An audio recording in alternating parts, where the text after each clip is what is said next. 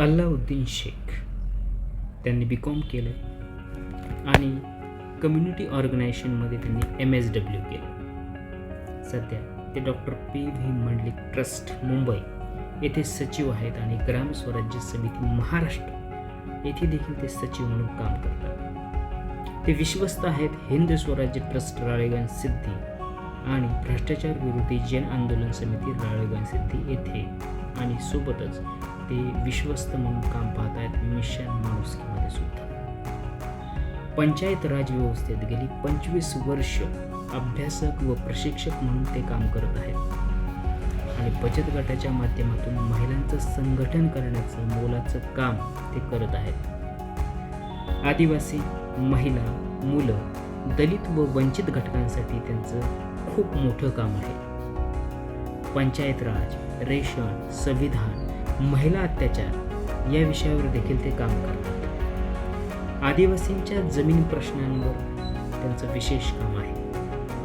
महाविद्यालयीन युवकांना संविधान विषयावर मार्गदर्शन आणि प्रशिक्षण देण्याचं महत्त्वाचं काम आज घडीला ते करत आहेत. सोबतच शालेय वयोगटातील मुलांसाठी माणुसकीची शाळा व अभ्यास वर्ग ते चालवतात. अन्न नागरी पुरवठा व ग्राहक संरक्षण विभाग याचं 15 वर्षापासून सातत्यानं सल्लागार म्हणून त्यांनी काम केलं. निर्मल ग्रामच्या राज्यस्तरीय मूल्यमापन समितीचे अध्यक्ष म्हणून देखील ते कार्यरत आहेत. शिदोरी, लढा अन्न अधिकाराचा, परिवर्तनाची गाणी व चित्ररूप SM पुस्तकाचे लिखाण देखील त्यांनी केलेलं आहे. यासोबतच अनेक प्रतिष्ठित पुरस्कारांनी त्यांना सन्मानित करण्यात आलेलं आहे. नमस्कार. अभिव्यक्ती स्वातंत्र्याची विविध अंगे या सिरीजमध्ये मी आश्चर्य आपल्या सगळ्यांचं अगदी मनापासून स्वागत करते. आज आपल्याबरोबर आहेत एक असे कार्यकर्ते जे विद्यार्थ्यांबरोबर संविधानाला घेऊन काम करतात. पंचायत राजमध्ये निवडून आलेल्या लोकप्रतिनिधींना प्रशिक्षण देणारे, त्याचबरोबर आदिवासी व महिला यांच्या प्रश्नांवर सातत्याने काम करणारे ज्येष्ठ सर्वोदयी कार्यकर्ते सर अल्लाउद्दीन शेख. नमस्कार सर. नमस्कार. आपण बोलतोय अभिव्यक्ती स्वातंत्र्यावर. मी पहिल्या प्रश्नाकडे वळते. सर, अभिव्यक्ती स्वातंत्र्य म्हणजे काय, म्हणजे तुम्ही कशी व्याख्या कराल किंवा कसं एक्सप्लेन कराल त्याला? भारतीय संविधानामध्ये खऱ्या अर्थानं अभिव्यक्ती स्वातंत्र्य हा मुद्दा आलेला आहे कलम 19 अंतर्गत.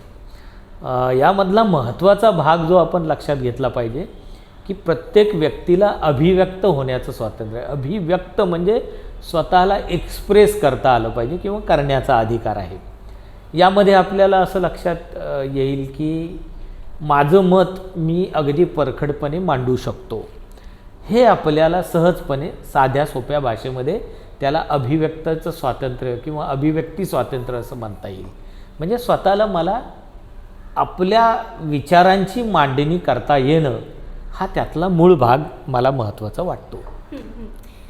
सर, जसं की तुम्ही आता सरांनी कलम 19चा उल्लेख केला, तर कलम 19 मध्ये काय काय येतं? म्हणजे खरं म्हणजे भारतीय स्वातंत्र्यानंतर जेव्हा आपण घटनेचा स्वीकार केला, 26 नोव्हेंबर 1949ला आपण संविधान अंगीकृत केलं. ते 26 जानेवारी 1950ला देशामध्ये लागू झालं. त्यानंतर लोकांना अनेक वर्ष स्वातंत्र्याचे फळं चाखता यावी यासाठी त्यातलं काही घटनेतल्या बरेच मुद्दे माहिती नव्हते. परंतु जशी जशी जनजागृती व्हायला लागली तसं तसं लोकांना आपले अधिकार, आपले स्वातंत्र्याचे अधिकार असतील, धर्मस्वातंत्र्य असेल, मूलभूत अधिकार असतील, राज्याने दिलेले अधिकार असतील, अनेक गोष्टी या लोकांना माहिती व्हायला लागल्या. त्याबरोबर नागरिकांना त्यांची कर्तव्यही समजून यायला लागली.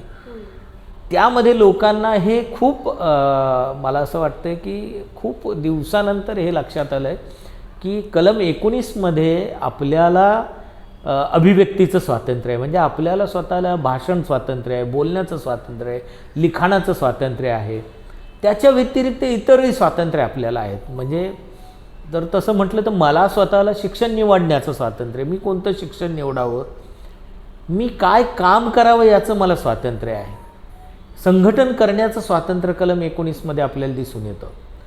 आणि नुसतं संघटन नाही तर शांततेने एकत्र जमण्याचं स्वातंत्र्यसुद्धा आपल्याला या कलमामध्ये दिसून येतं. संघटन करण्याचं, विनाशस्त्र एकत्र येण्याचं आणि संघटन करण्याचं स्वातंत्र्य आपल्याला दिसून येतं.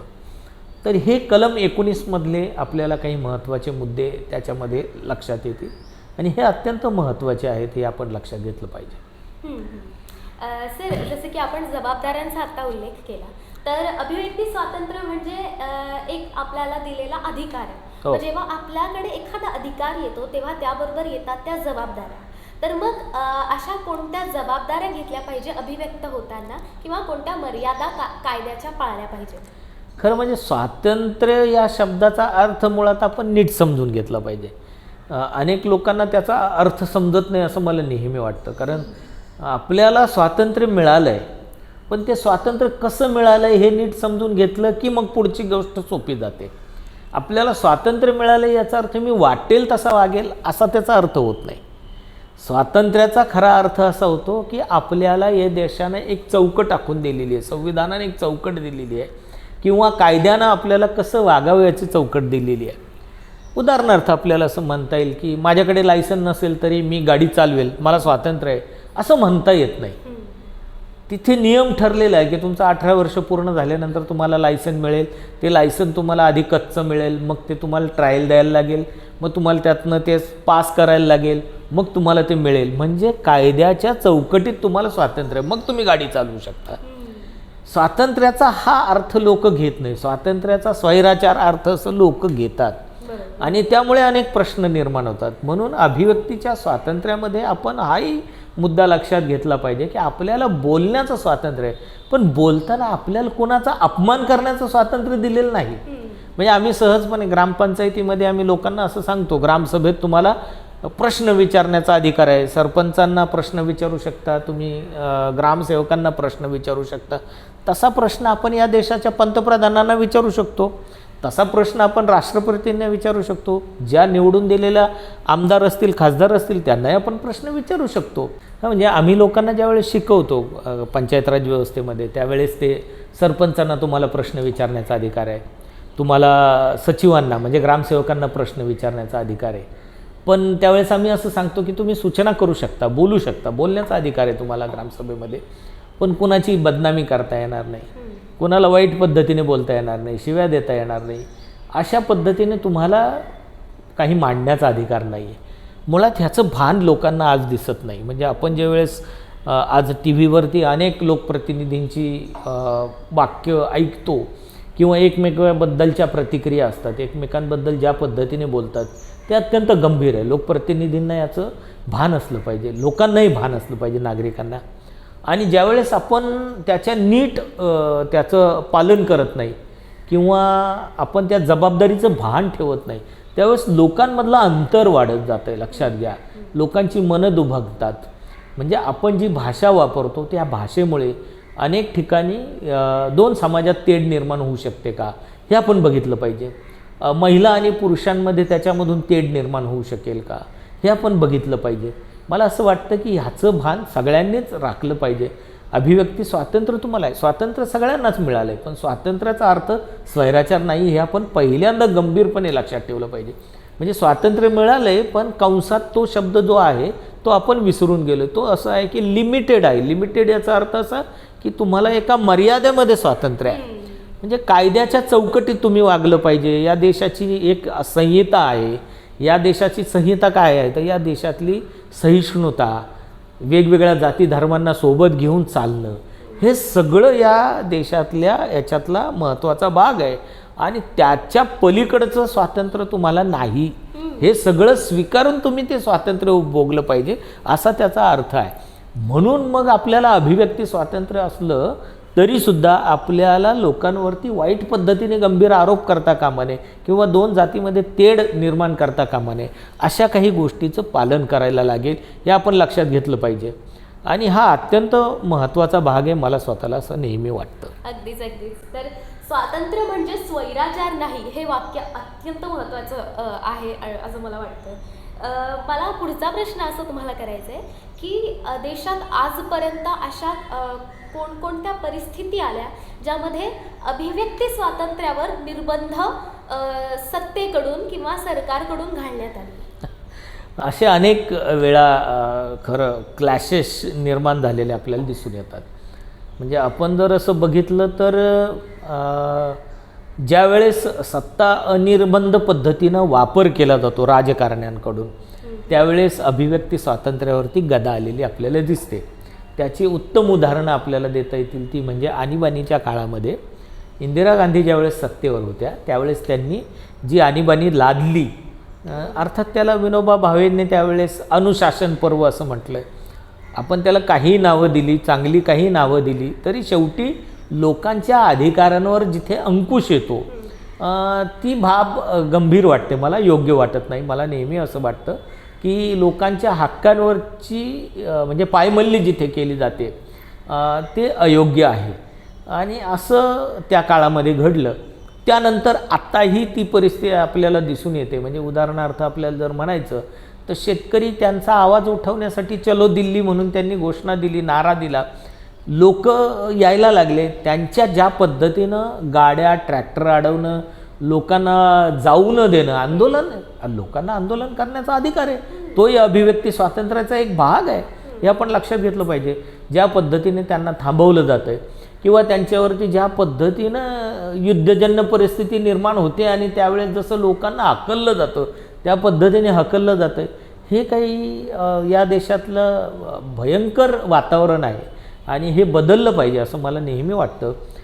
अनेक वेळा या गोष्टी झालेल्या आहेत. खरं म्हणजे जर आपण बघितलं तर दुसरा मला एक महत्त्वाचा भाग जो वाटतो की नेहमी लोकांना अभिव्यक्ती स्वातंत्र्याच्या नावाखाली लोकप्रतिनिधींकडून एक विशिष्ट धर्माला असेल, विशिष्ट पंथाला असेल, विशिष्ट जातींना असेल, मग तुम्ही हे म्हणा, नाहीतर मग तुम्ही देशद्रोही आहात, तुम्ही असं केलं तरच तुम्ही या देशाचे नागरिक आहात, नाहीतर मग आम्हाला तुमचं मान्य नाही. आणि हे सगळं अत्यंत भयंकर आहे. म्हणजे जेव्हा तुम्ही एखाद्या कार्यक्रमात जाता आणि माझ्यासारखा जर एक मुस्लिम कार्यकर्ता असेल, त्याने कपाळाला टिळा लावला की मग मी त्यांना सर्व धर्म समभाव मानणारा वाटतो.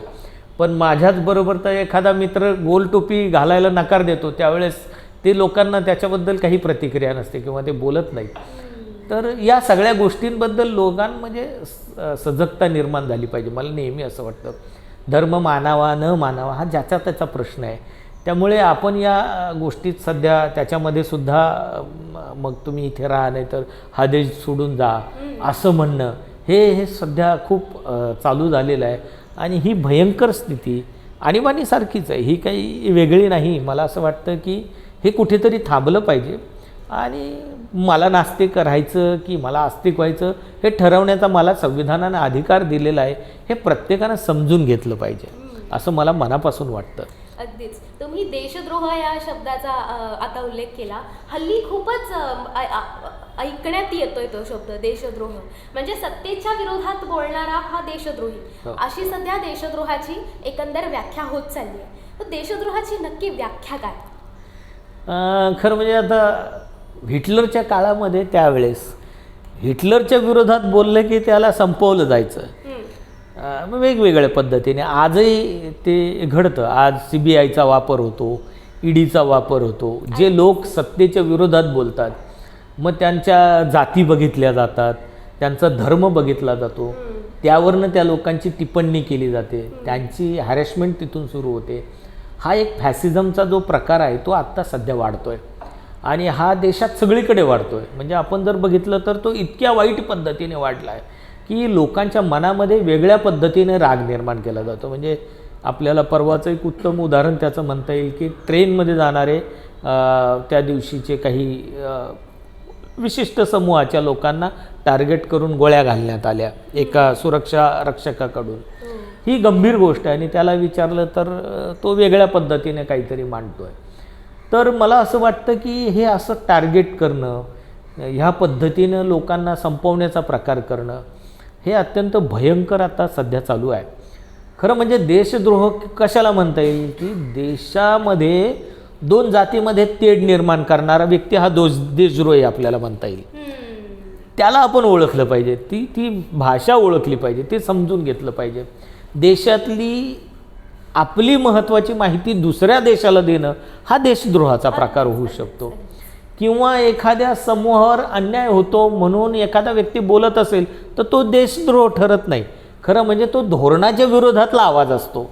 आणि धोरणातल्या विरोधातला आवाज म्हणजे राजकीय लोकांना असं वाटलं पाहिजे किंवा त्यांनी हे समजून घेतलं पाहिजे की ही आपल्या बदलासाठीची चळवळ आहे आणि त्यांच्याकडून काही सूचना घेऊन आपल्या धोरणात आपल्या पॉलिसीमध्ये काही बदल घडवून आणला पाहिजे. पण तसं न होता आज त्यांनासुद्धा देशद्रोही म्हटलं जातं. ही गंभीर गोष्ट आहे. त्यामुळे त्याच्या विरोधात सर्वसामान्य नागरिकांनी उभं राहायला पाहिजे. आणि खरं म्हणजे अशा पद्धतीनं अनेक चळवळीत काम करणाऱ्या कार्यकर्त्यांची सुद्धा देशद्रोहाच्या आरोपाखाली त्यांना अटक होते. उदाहरणार्थ मी फादर स्टेनचा उल्लेख करेल की जे लोकांच्या हक्कासाठी लढत होते. त्यांना अनेक दिवस तुरुंगात ठेवण्यात आलं, त्याच्यामध्ये त्यांचा मृत्यू झाला. किंवा भीमा कोरेगावच्या संदर्भातलं आपल्याला अनेक लोकांची अटक लक्षात घेता येईल.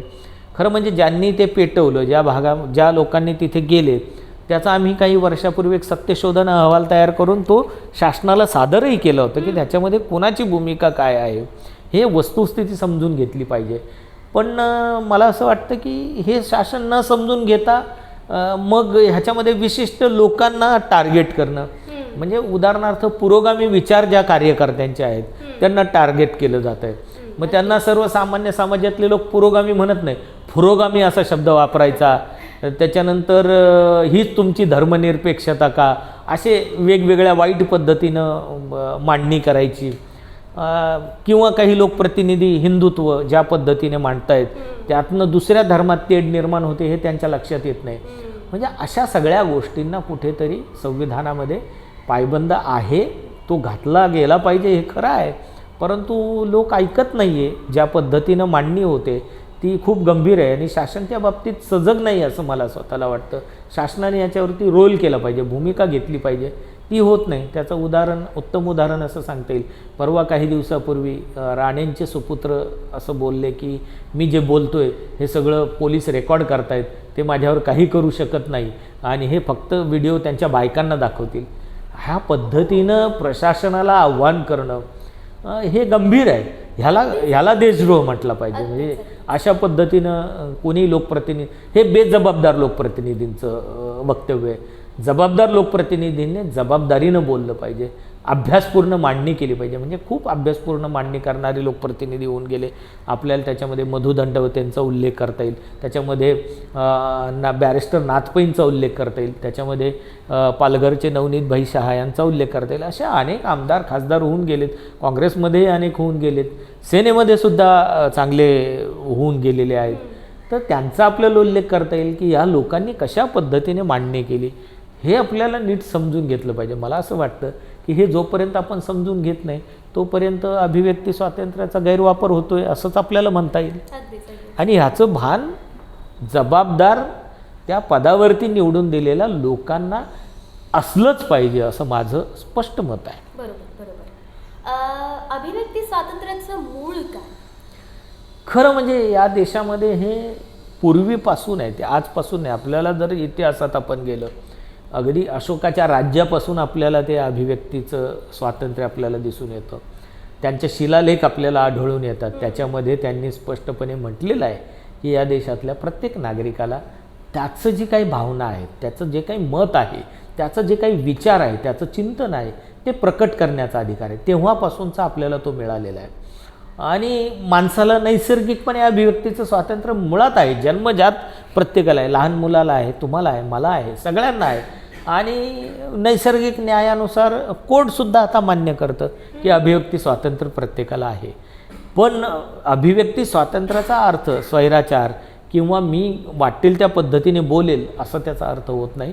हे आपल्याला गंभीरपणे समजून घेतलं पाहिजे आणि सगळ्यांना त्याचं पालन करायला पाहिजे असं मला मनापासून वाटतं. येस, मला एक प्रश्न अजून विचारायचा आहे की भारतीय दंड संहिता कलम 124 म्हणजे नक्की काय? या कलमामध्ये खरं तर असं आहे की तुम्ही या देशाच्या विरोधात आवाज उठवला आहे, देशद्रोह केलेला आहे.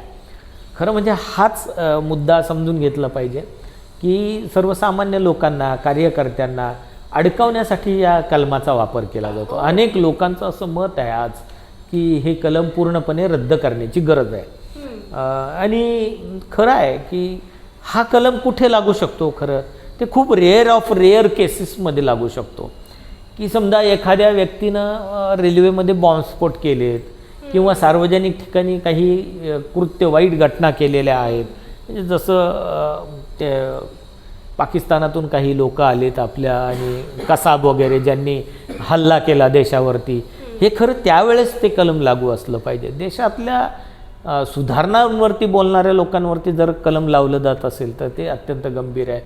त्यामुळे मला नेहमी असं वाटतं की ह्या कलमाचा सरकार गैरवापर करतो, कार्यकर्त्यांना थांबवण्यासाठी वापर केला जातो आहे किंवा सरकारच्या धोरणावरती टीका करणाऱ्या लोकांसाठी त्याचा वापर केला जातो आहे. खरं म्हणजे आपली जी माहिती आहे ती बाहेर लोकांना दिली जाते, अशा लोकांवरती ते लावलं पाहिजे. म्हणजे आपल्याला पुण्याचं उत्तम DRDAचे जे संचालक होते त्यांचं उदाहरण आपल्याला लक्षात येईल की त्यांनी वेगळ्या याच्यातून पण आपली माहिती पाकिस्तानला पुरवण्याचं काम केलं. अशा वेळेस अशा लोकांना लावलं तर आपल्याला समजून घेता येईल.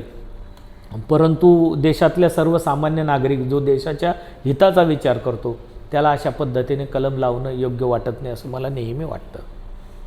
तर आता आपण शेवटच्या प्रश्नाकडे वळूया की सध्या अभिव्यक्ती स्वातंत्र्यावर किंवा जे लोक अभिव्यक्त होत आहेत म्हणजे वेगवेगळ्या माध्यमातून, जसे की पत्रकार असतील, कलावंत असतील, असे अभिव्यक्त होणारी लोक आहेत किंवा सत्तेच्या विरुद्ध बोलणारी लोक आहेत, यांच्यावर ज्या प्रकारे आत्ता हल्ले होत आहेत त्याबद्दल तुम्ही काय बोलाल? आणि जे प्रेक्षक किंवा आपले ऐकतायत किंवा आपल्याला बघतायत त्यांना एक जागरूक नागरिक होण्यासाठी आणि त्यांना त्यांच्या अधिकार आणि जबाबदाऱ्यांबद्दल माहिती होण्यासाठी तुम्ही काय उपदेश किंवा काय सांगू इच्छिता?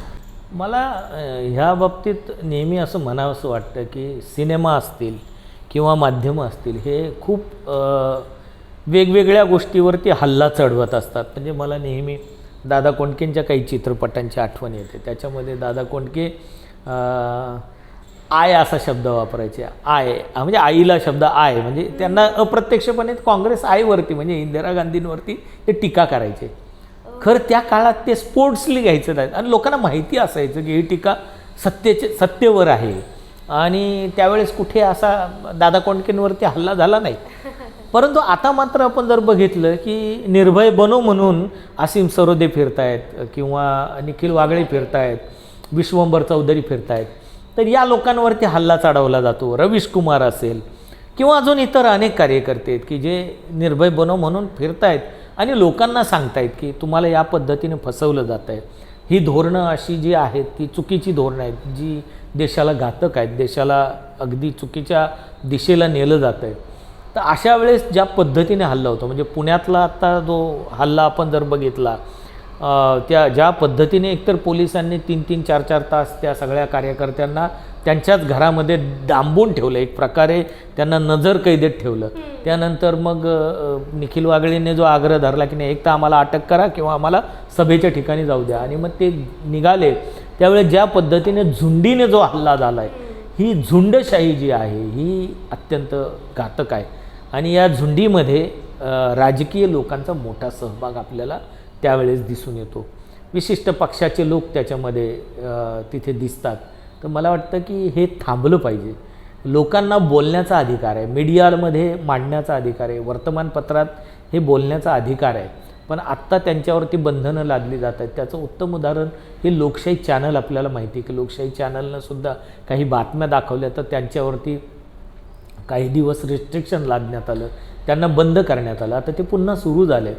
खरं म्हणजे माध्यम असतील, फिल्म असतील, डॉक्युमेंटरीज असतील किंवा कार्यकर्त्यांचं असं एक अभियान असेल, हा लोकांचा तळागाळातल्या लोकांचा आवाज असतो. तो विरोधात सरकारच्या विरोधात बोलण्याचा त्यांना अधिकार आहे. हे आपण कुठेतरी मान्य केलं पाहिजे आणि सरकार हे मान्य करत नाही आहेत. त्यामुळे ते थांबलं पाहिजेत आणि सरकारनं हे मान्य केलं पाहिजे की लोकांना त्यांच्या बोलण्याचा अधिकार आहे. म्हणजे एक उत्तम उदाहरण आपल्याला असं म्हणता येईल. एकदा नेहरूंच्या संदर्भात एका कार्टुनिस्टनं कार्टून तयार केलं होतं आणि ते कार्टून मी वाचलेला किस्सा आहे, तो खूप छान आहे. ते कार्टून ज्या वेळेस प्रसिद्ध झालं त्यावेळेस नेहरूजींना वाईट नाही वाटलं नेहरूजींनी काय केलं की त्या व्यक्तीला बोलवलं, चहापान जेवण केलं आणि त्यांचं अभिनंदन करत सांगितलं तुम्ही अत्यंत उत्तम कार्टून तयार केलं. म्हणजे टीकात्मक होतं नेहरूंवरती, परंतु ते उत्तम असं सांगण्याचं मोठं मन नेहरूंकडे होतं. आत्ताच्या राजकारण्यांकडे ते दिसत नाहीत. त्यांना प्रश्न विचारला की ते उलटून बोलतात. म्हणजे आमचे एक पत्रकार मित्र आहे, तिने एक दिवस एका लोकप्रतिनिधीला, आमदाराला असं सांगितलं की कपडे बदलल्यागत तुम्ही पक्ष बदलता, तुम्हाला त्याचं काहीच वाटत नाही का? तर त्यांनी लगेच असं सांगितलं की आम्हाला विचार पटले, आम्ही तिकडे गेलो. एका दिवसात तुमचा डाव्याकडून उजव्याकडे विचार बदलत नाही. तुमच्या स्वतःच्या सत्तेसाठी, तुमच्या लालसेसाठी, तुमच्या स्वार्थासाठी, तुमच्या मनी पॉवरसाठी तुम्ही त्या सत्तेचा वापर करता.